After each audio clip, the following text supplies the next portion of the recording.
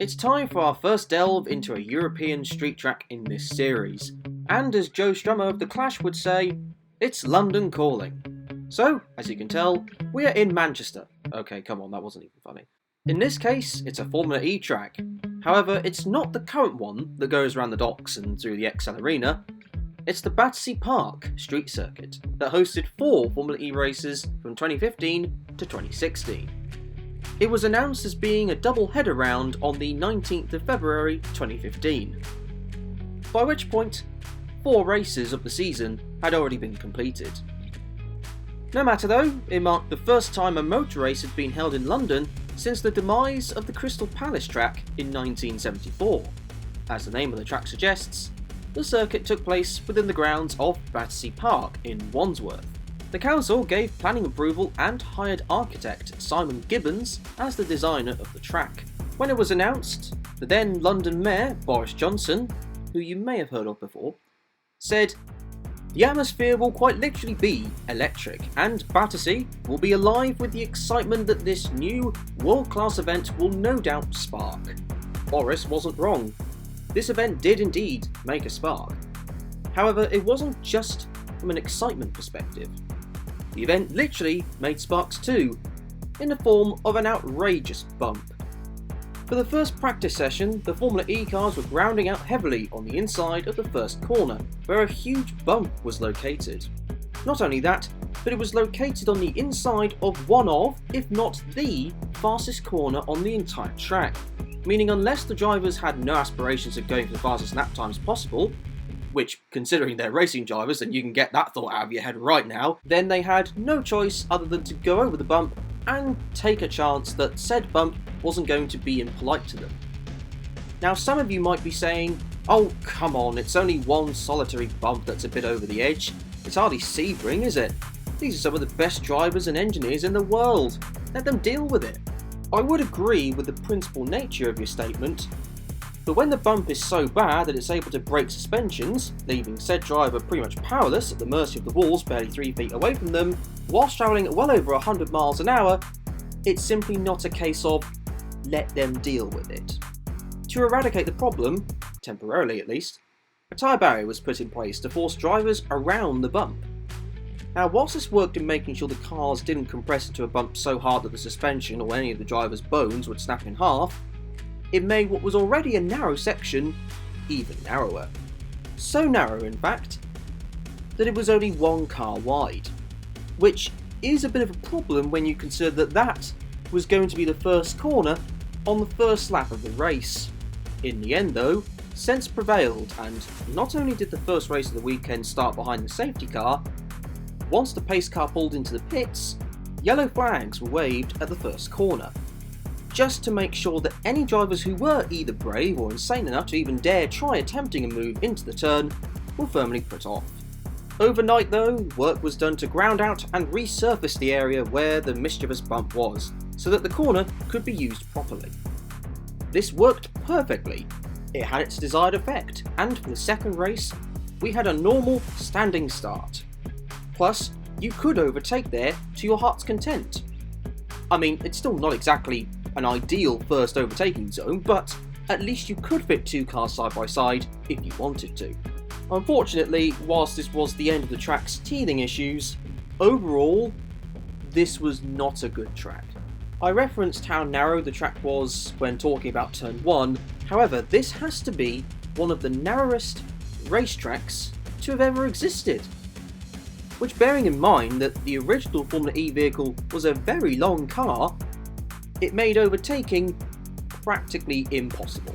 This was something then Virgin Racing driver Sam Bird wasn't expecting, as he was quoted in the press release saying, "I think the London E3 spectators will be treated to some close, fast racing with plenty of action and overtaking."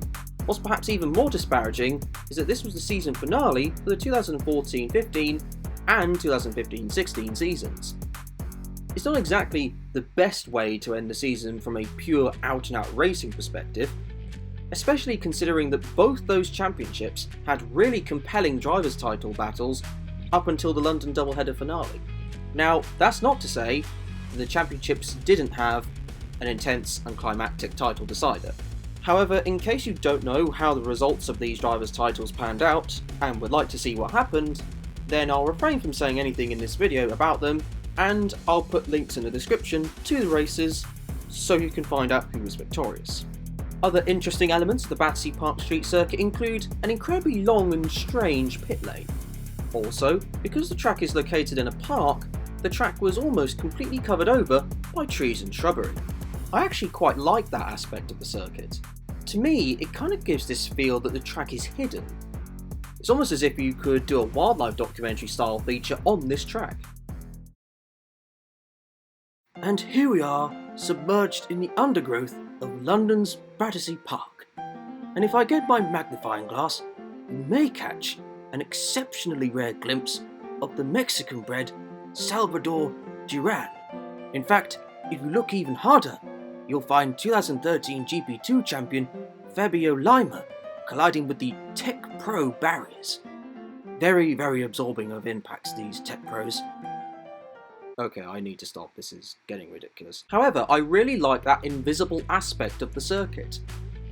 Even though many thousands of people were crammed inside the grandstands to see it. So it wasn't really hidden. Although, that being said, I don't know why Formula E hired out a TV helicopter, because with all the shrubbery, there was no way you were going to be able to see anything other than mostly green and the occasional glimpse of a Formula E car. Once the 2015-16 doubleheader was complete, it marked the end of the Battersea Park Street Circuit. Why? Well, the track had caused some controversy, with a group called the Battersea Park Action Group, who were upset that the Grade 2 listed park was being utilised in the way it was.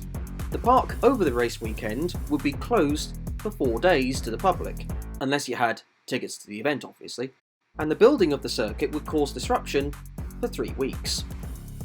A park that is a free public space. The group and Formula E came to an agreement that the race shouldn't take place anymore. In some ways, whilst this was a pity, it was probably for the better, because this was not a good circuit at all. Its width as a racetrack has a lot left to be desired, which left overtaking chances at a severe premium, which in turn left drivers very frustrated. Plus, when you consider that 2 races took place over the weekend, as well as it being the season finale, which put a greater emphasis on the event, it was a very underwhelming way, track-wise, for the season to end. To be honest, it felt like the goal of the series organisers was to purely try and put a race on in one of the world's most popular and globally recognised cities, no matter what the circuit was when it was turned into reality. It was even said in the press release by Formula E CEO Alejandro Agag that the London race was many months in the planning, so it was certainly one of the main priorities for the series.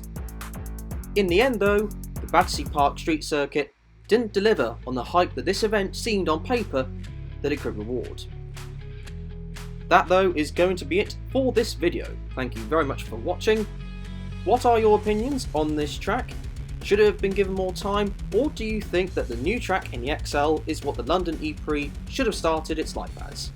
Say your thoughts in the comment section down below, along with other no longer used street tracks that you'd like to see me cover. However, until the next video, enjoy the rest of your day.